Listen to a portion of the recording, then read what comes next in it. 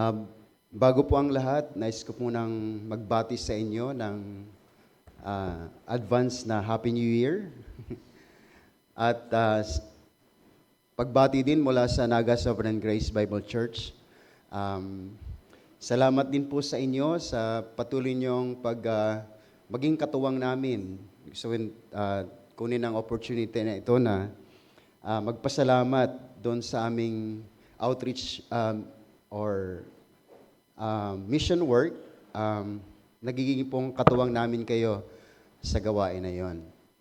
At salamat po sa inyo. At nagpapatuloy po ang gawain sa Albay. At purihin po ang Panginoon na may naidadagdag naman na dumadalaw o ma-attend sa mga services doon sa Ligaw. So bago po ang lahat, hilingin natin po ang kanyang tulong sa pag-aaral natin ng kanyang salita. Manalangin po tayo. Salamat po, Panginoon, sa muli dahil po ang inyong salita ay muli naming mapapakinggan at mapagbulay-bulayan sa pagkakataong ito.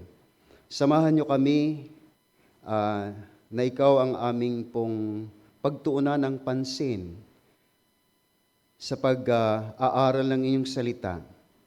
Mangusap kayo sa amin at kayo po ang nakakasiyasat ng aming mga puso, ang tunay naming kalagayan. At nawa sa pamamagitan ng inyong mga salita ay amin pong makita ang tunay naming kalagayan sa inyong harapan.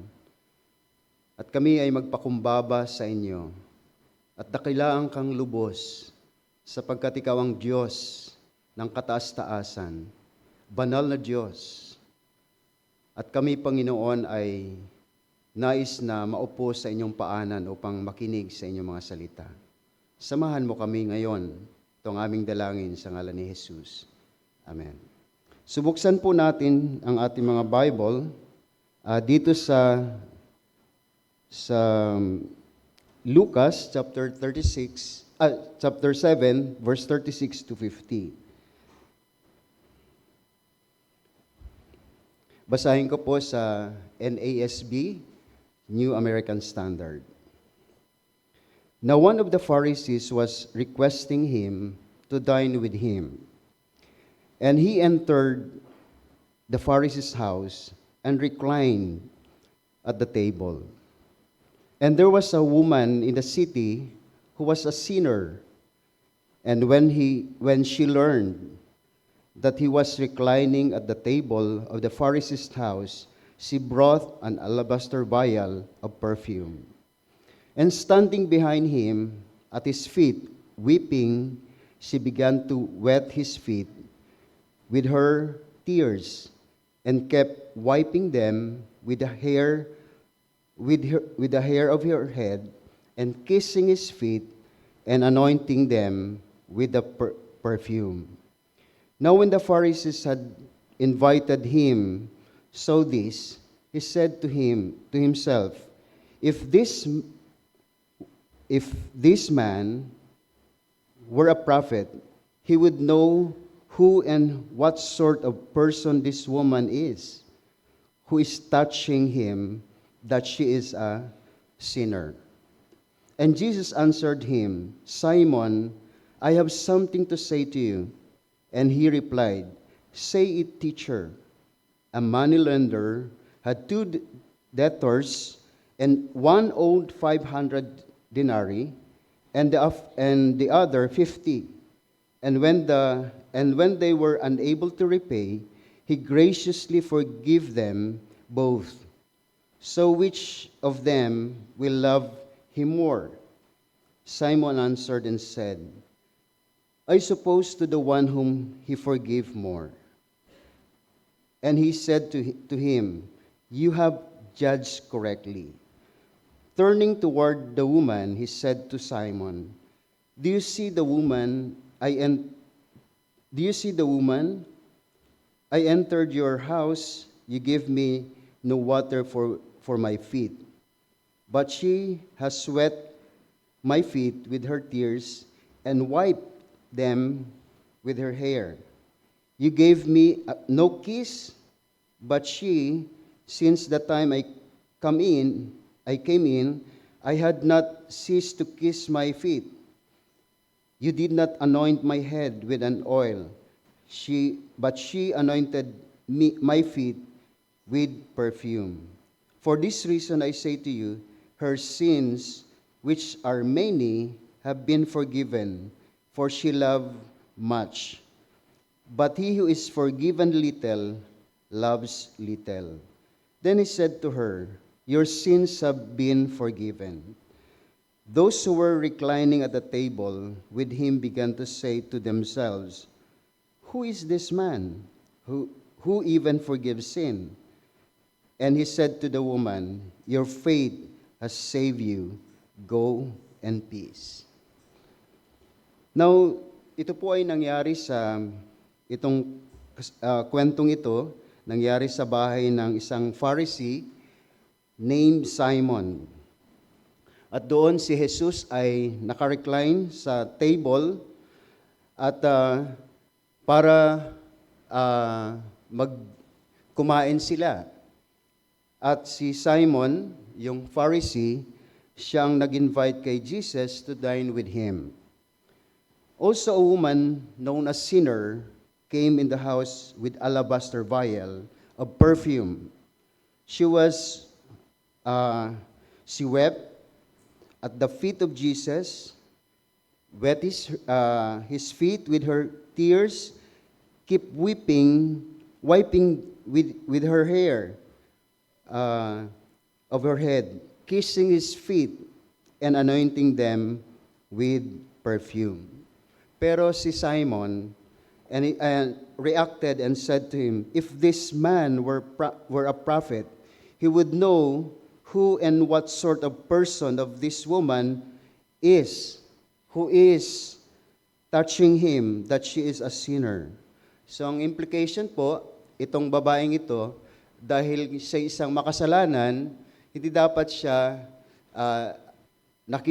si Jesus ay hindi dapat makipag-associate sa kanya. But Jesus came not to call the righteous, di ba? Hindi siya pumunta rito sa lupa para tawagin niya ang mga matuwid, but sinners.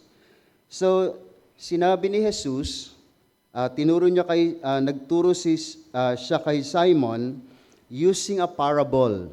Itong parable na a money lender and the two debtors, one debtor owed 500 denarii na maraming siyang utang.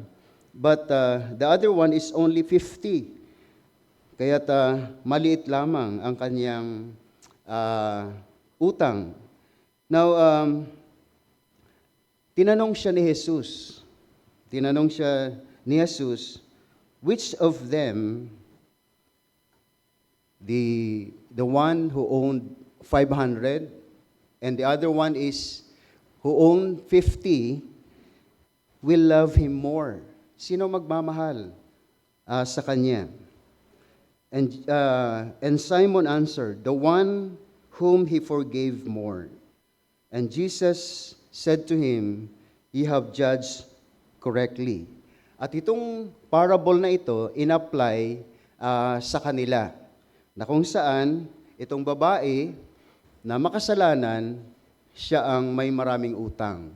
At yung Pharisee na si Simon, siya ang may maliit lamang na utang. Now, I would like to focus the message this morning doon sa tanong mismo ni Jesus, ng Panginoong Jesus kay Simon, who will love him more? Who will love him more? Gusto pong, yun ang ating pagtuunan ng pansin. Kaya pinamagatan ko po ito, who will love God more? Now, dito po ay nais kong yamang sinagot po ito ni Simon, and the Lord Jesus Christ said to him that you judge correctly. Ang sagot niya, the one who were forgiven, who was forgiven more. So itong babae. So ngayon po ay ating pong nais kong tingnan natin itong babae na makasalanan na pinatawad ng Panginoon na siyang magmamahal sa kanyang ng higit. At daragdagan natin ito, titingnan din natin ang ibang pang character like Apostle Paul na tinawag niya ang kanyang sarili, the foremost sinner. And pangatlo, si Peter na hindi naman siya niya tinawag ang kanyang sarili na the foremost of sinners, pero sinabi niya, I am a sinful man. So ito po ang titingnan natin sa pag-aaral natin sa mga talatang ito. So unang-una, the ones who were forgiven more, unang-una itong babae, isa sa mga binanggit sa narrative na ito, itong babae. Dito po wala siyang binigay na pangalan, so nilagay ko is the woman known as a sinner. Known as a sinner. Sabi doon po sa verse 43, Simon answered and said, I suppose the one whom he forgave more, and he said to him, you have judged correctly. Turning toward the woman, he said to Simon, do you see this woman? So unang-una, itong babaeng ito, tingnan natin po na yung reality of sin sa kanyang buhay. Sapagkat dito po ay pinatawad siya ng marami at siyang magmamahal sa Panginoon ng higit kaysa doon sa Pharisee. So, ano po ang reality ng sin sa buhay ng babaeng ito? Now, itong babaeng ito, she has a shameful reputation as sinner in the city. Sapagkat, sabi doon sa verse 27, and there was a woman in the city who was a sinner, and when she learned that he was reclining, si Jesus, at the table in the Pharisee's house, she brought an alabaster vial of perfume. And jumping to verse 39, now when the Pharisees who had invited him saw this, he said to himself, if this man were a prophet, he would know who and what sort of person this woman is who is touching him, that is a sinner. So, anong reputation niya sa community? She's a sinner. Of course, as a sinner, she has that reputation, a shameful reputation in the community. Yun ang kanyang kalagayan at kondisyon. At yun din ang sinasabi ng karamihan sa kanya. At isang nagsasabi rito, yung Pharisee. Yung Pharisee na si Simon, na kung saan sinasabi niya na siya isang makasalanan. So, as to the reality of sin, she was defiled because of sin. Di ba itong sabi doon sa Matthew 15, 18 to 19, kung saan ay ano ang nakakarumi sa tao. Hindi po yung kinakain natin papasok sa ating mga tiyan, kundi ang lumalabas. So, ibig sabihin, yung reputation niya sa community ay masama siya.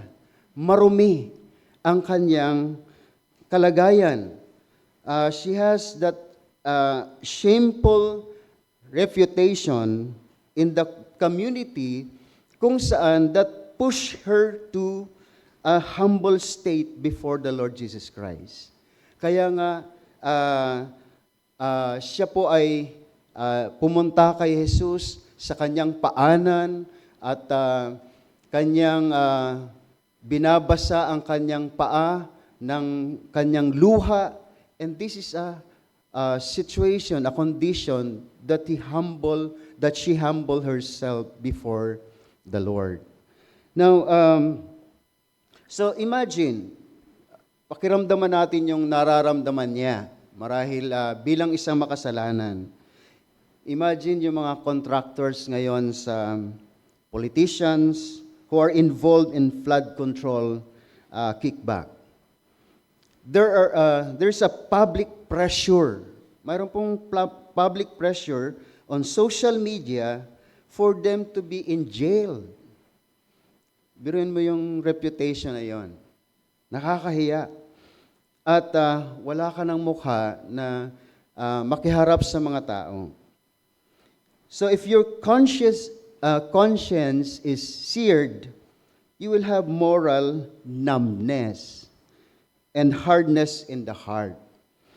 But itong babaeng ito, with greater debts, has a greater shameful reputation in the city. Naramdaman niya ito. Before her moneylender, who is God Himself. At kaya't nilagay niya ang kanyang sarili in a humble state to seek the mercy of God. Anong sabi po doon sa verse 13 ng Luke 18? But the tax collector, standing some distance away, was even unwilling to lift up his eyes to heaven, but was beating his breast, saying, God, be merciful to me, the sinner. This condition of this tax collector, ito rin na marahil ang nararamdaman ng babaeng ito. During the time when he came to the house of this Pharisee and kissing the feet of the Lord Jesus Christ, wetting his feet with her tears and wiping it with her hair. Marahil ito ang kanyang nararamdaman. What she need is the mercy of God. Bilang isang makasalanan. So when she learned that Jesus, who is the Christ, was in the Pharisee's house, she came and brought the alabaster vial of perfume. Kaya't itong babaeng ito, sa kanyang condition nang pumunta siya sa bahay ni Jesus, sa bahay ng Pharisee, she has that broken spirit, a broken and a contrite heart. Hinahumble niya ang kanyang sarili sa harapan ni Jesus. Yun ang reality ng sin na naranasan niya at that point of coming at the feet of Jesus because of her sin. Now, anong naging tugon ni Jesus sa kanyang ginawa? Jesus forgave her sins. Sabi nun sa verse 48 and 48, then He said to her, your sins have forgiven. Those who were reclining at the table with Him began to say to themselves, who is this man who even forgives sins? And He said to the woman, your faith has saved you. Go in peace. So, paano pinatawad itong babae ng kanyang mga kasalanan? Now, negatively, she did not earn the forgiveness by the works of love. Yung expression niya na pagpunas niya ng kanyang paa ni Jesus, kanyang pagluha, hindi na-earn yung favor ng Panginoon sa para mapatawad siya sa kanyang mga kasalanan. At pero positively, Jesus said to her, your faith has saved you. Dahil sa kanyang pananampalataya, go in peace. Go in peace.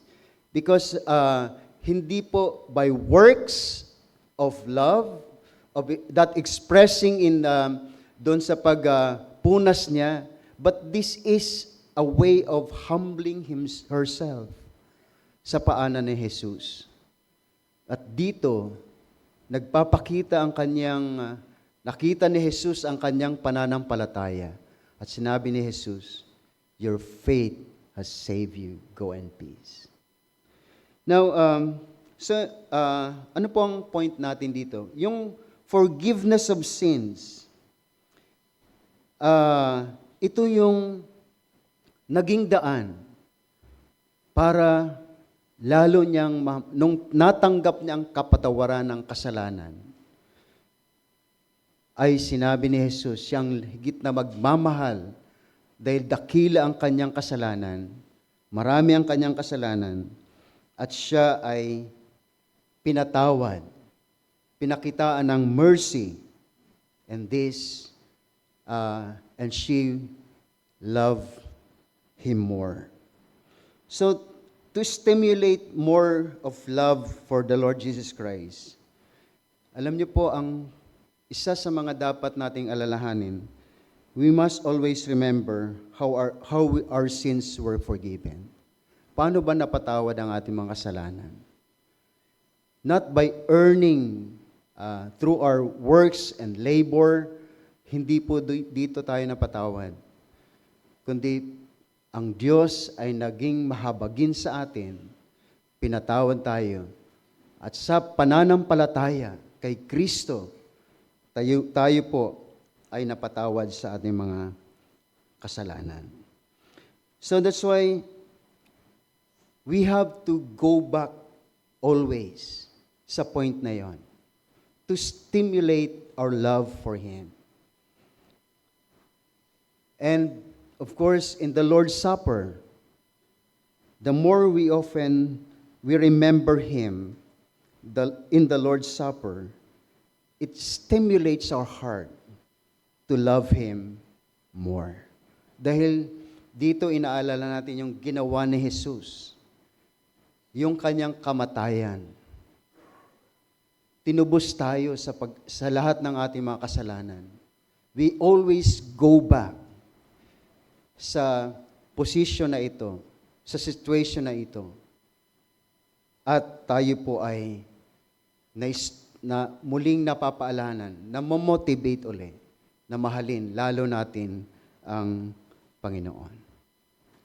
Kaya't sabi ni Simon, yung pinatawad ng marami ang magmamahal sa Kanya.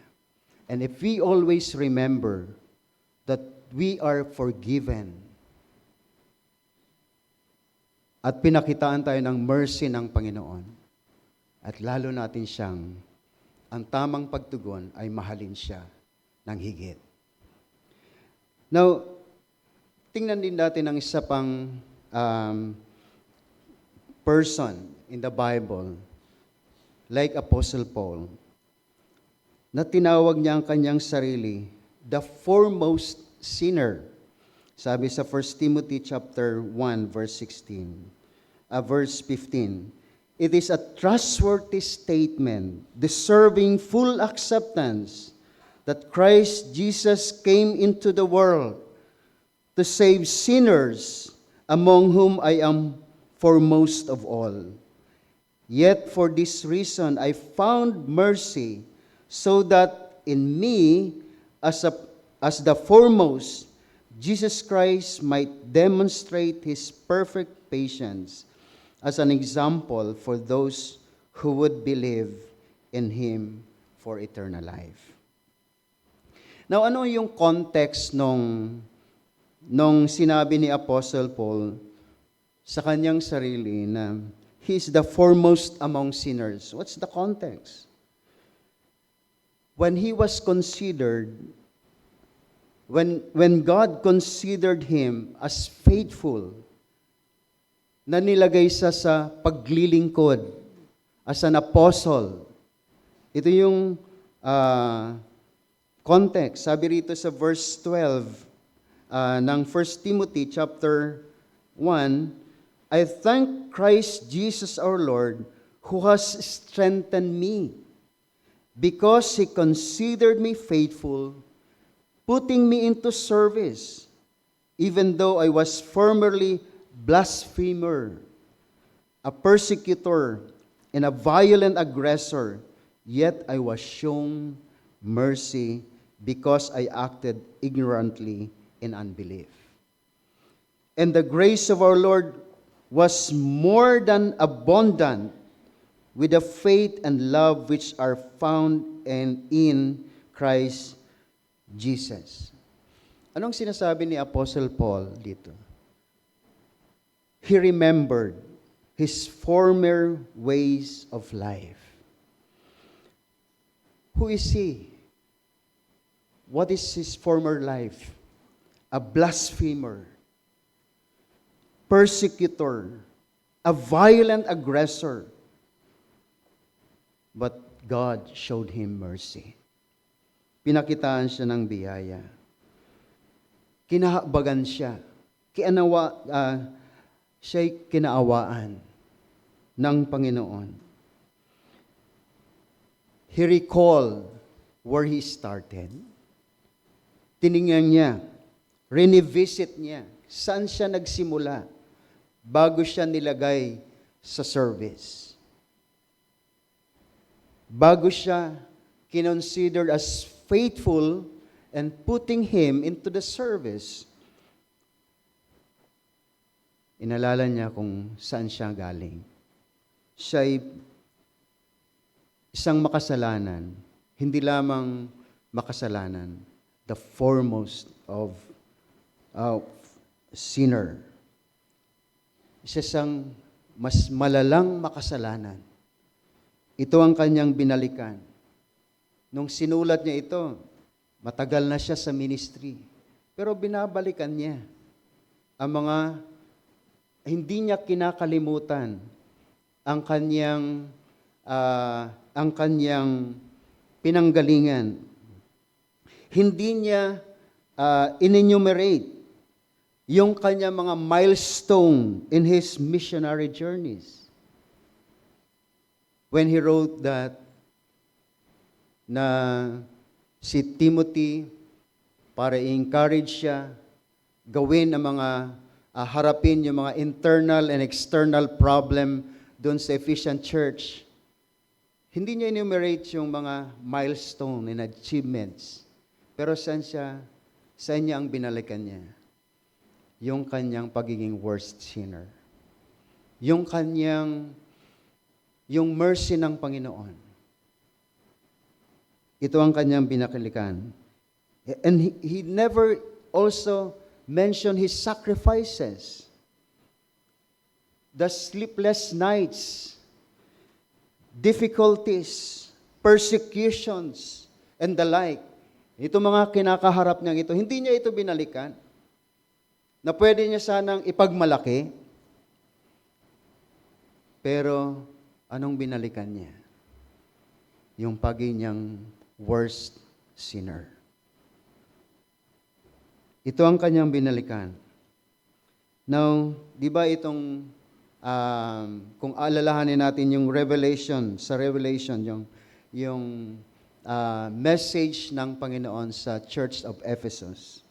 Revelation chapter 2, verse 2 to 4, sabi po doon, I know your deeds and your toil and perseverance, that you cannot tolerate evil men, and you put to the test those who call themselves apostles, and they are not, and found them to be false. And you have perseverance, and have endured for my name's sake, and have not grown weary. Sinabi ng Panginoon sa church ng Ephesus. Alam niya ang kanilang ginagawa. Binanggit itong mga pagtitiis nila, yung kanilang mga pag-assess ng isang apostle na hindi naman pala totoo, kaya nilang gawin ito. Pero sinabi niya, I have this against you, that you have left your first love. You have left your first love. At ano itong abandon of first love? What is this abandon of first love? Diba dapat nating mas mahalin, higit na mahalin ang Panginoon. Love the Lord your God with all your heart, with all your soul. which is the greatest commandment. And the second is to love our neighbor.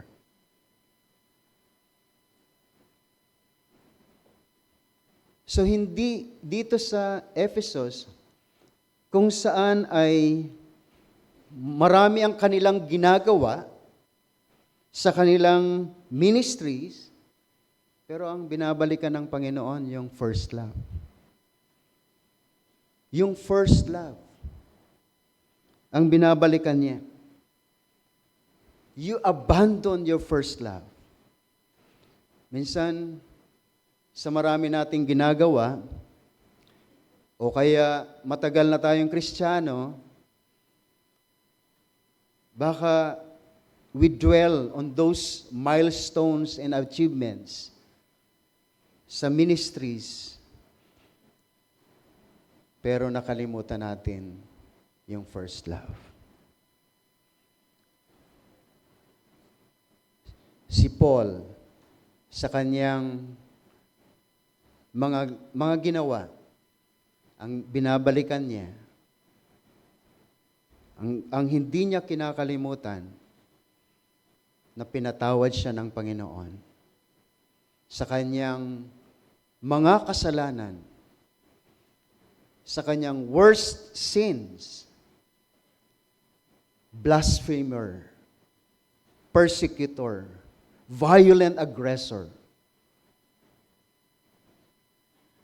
Lagi niyang inaalala kung paano siya pinatawan ng Panginoon. At ito'y lalong nakakatulong para ma-stimulate tayo to love more the Lord Jesus Christ. Now, kaya po, sinabi rin ng Panginoon sa Matthew 26.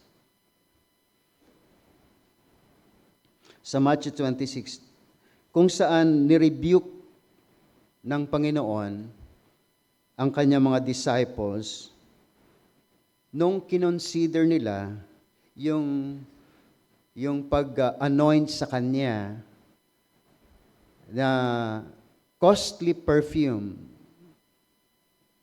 kung saan ay, sabi niya rito, sabi ng mga disciples niya, this is a waste of money. Instead of selling it and giving it to the poor. Di ba? Maganda sana itong bagay na ito, nakakatulong sa mga mahirap. Pero anong sinabi ni Jesus sa kanila? Looking into verse 10 of Matthew 26. Sabi ng Panginoon Jesus, but Jesus, aware of this, said to them, why do you bother the woman? For she has done a good deed to me. In verse 11, for you always have the poor with you, but you do not always have me. Minsan, abala tayo, iniisip sa mga maitutulong natin sa mga mahirap. Pero, itong rebuke na ito ng Panginoon, it's a reminder to us. Sino bang masigit dapat nating mahalin? Sino bang higit na magmamahal sa Kanya? Yung nakikita niya ang kanyang sarili, na kinahabagan siya ng Panginoon dahil sa kanyang mga kasalanan.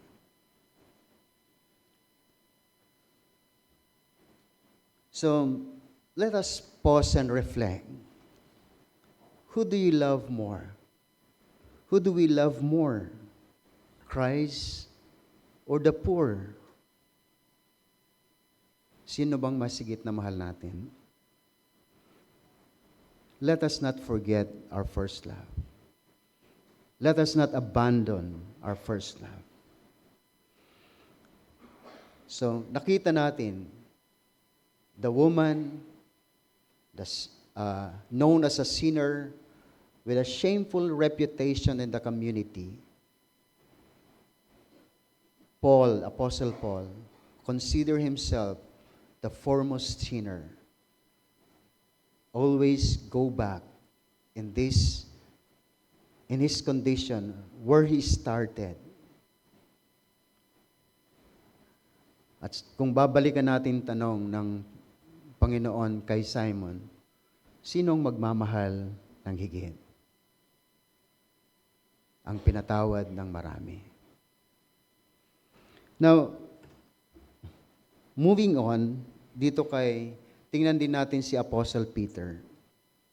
Si Apostle Peter ay tinawag niya ang kanyang sarili as sinful man.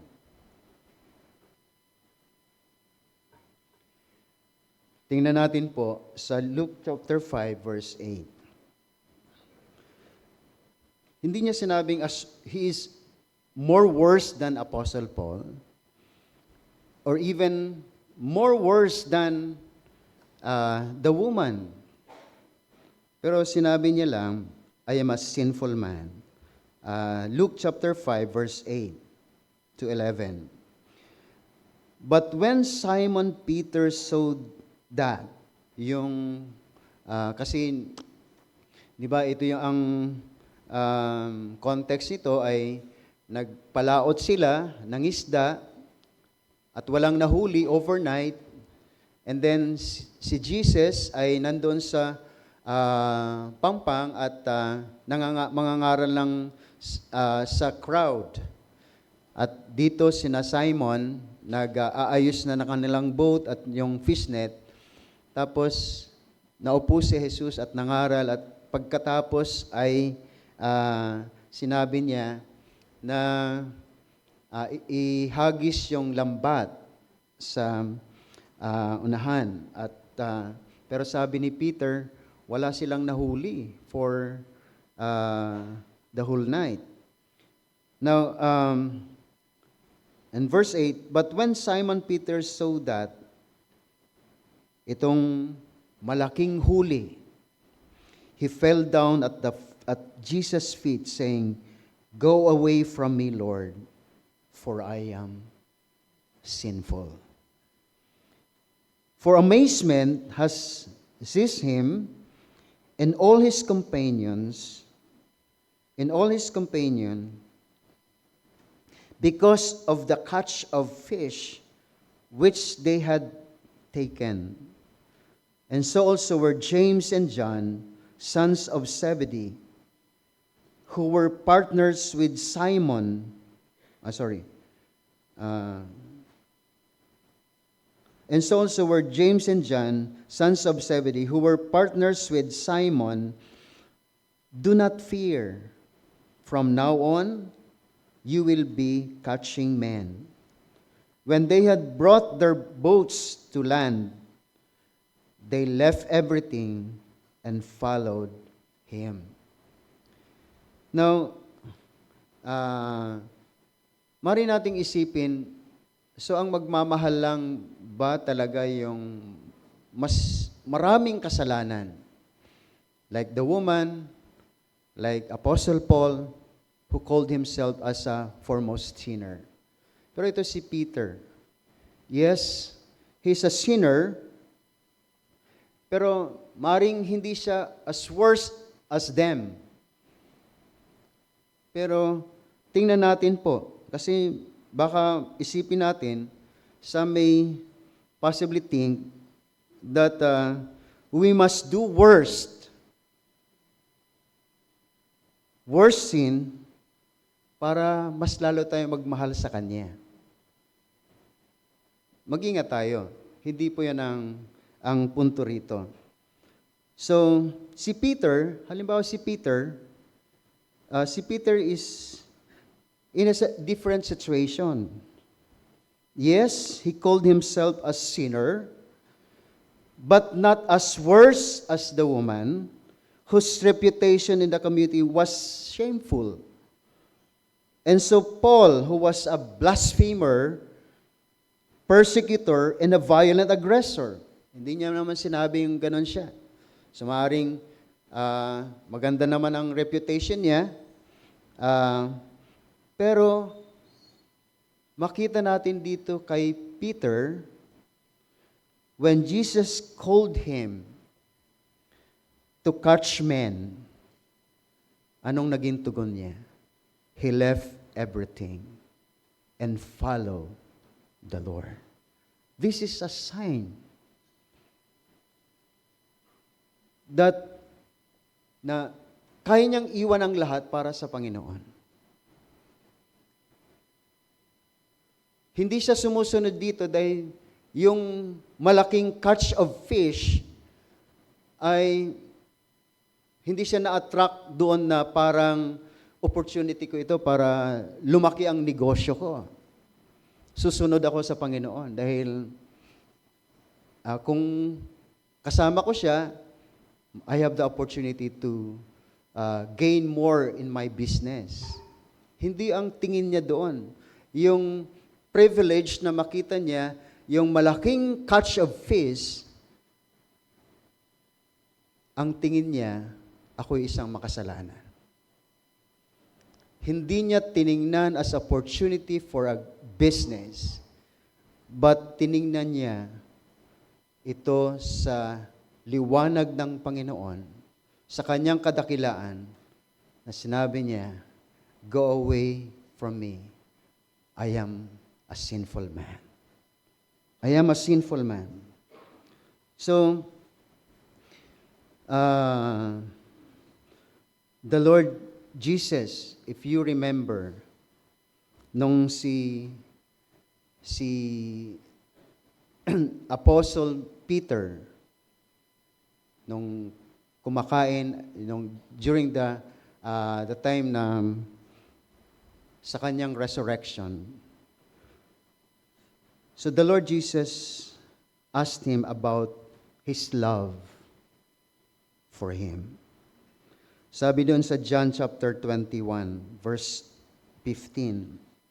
So when they had finished breakfast, Jesus said to Simon Peter, Simon, son of John, do you love me more than this? He said to him, yes, Lord, you know that I love you. He said to him, tend my lambs. In verse 16, he said to him again, a second time, Simon, son of John, do you love me? He said to him, yes, Lord, you know that I love you. He said to him, shepherd my sheep. Verse 17, he said to him the third time, Simon, son of John, do you love me? Peter was grieved because he said to him the third time, do you love me? And he said to him, Lord, you know all things. You know that I love you. Jesus said to him, tend my sheep. So, si Peter is not described as worse than Apostle Paul. Doon sa premise natin na sinabi doon sa parable na tinanong ng Panginoong Jesus si Simon, considering Simon and the woman, kung sinong magmamahal ng higit ay yung napatawad ng marami. And if we compare Paul and Peter, their sinful life, worst ang sabi ni Paul ang kanyang ginawang kasalanan. Peter said to the Lord, go away from me. I am a sinful man. Pero yung question na, magmamahal din ba siya ng higit? Yes. Yes. Si Peter, minahal niya rin ang Panginoon. So when we see ourselves sinful, forgiven. That is a good understanding kung paano natin dapat, para lalo tayong magmahal sa ating Panginoon. Now, ano po ang practical na application natin dito? Right now, we are facing the new year. And the common thinking is to reflect the past year, review the achievements and challenges, asking what went well, what could have been better. And in addition to that, there's a setting of goals and resolutions. Because many look at the new year as a fresh start. Magandang simula ito. Panibagong simula. And the common goals ay nakafocus saan? Sa health, sa finances, career growth, personal development. But I would like to suggest, mga kapatid, for the purpose of cultivating our love for Christ, since we are commanded to love Him, lalo nating dapat siyang mahalin, we need to reflect our former condition and how God shown His mercy to us. Paano tayo napatawan? Paano tayo inihango mula doon sa kalagayan nating yon? Tayo'y tinubos ni Jesus ang kanyang dugo na dumanak doon sa krus ng Kalbaryo para matanggap natin ang kapatawaran sa ating mga kasalanan. When we look back, maaaring matagal na tayong Kristiyano, pero nag-grow ba yung love natin sa Kanya? It's good to reflect. And this new year, a fresh start, gaano natin kamahal na si Jesus? Gaano na natin kamahal ang Diyos? And I would like to suggest that let's go back. Our first love. And reflect doon sa sinabi ng Panginoon, for you always have the poor with you, but you do not have always me.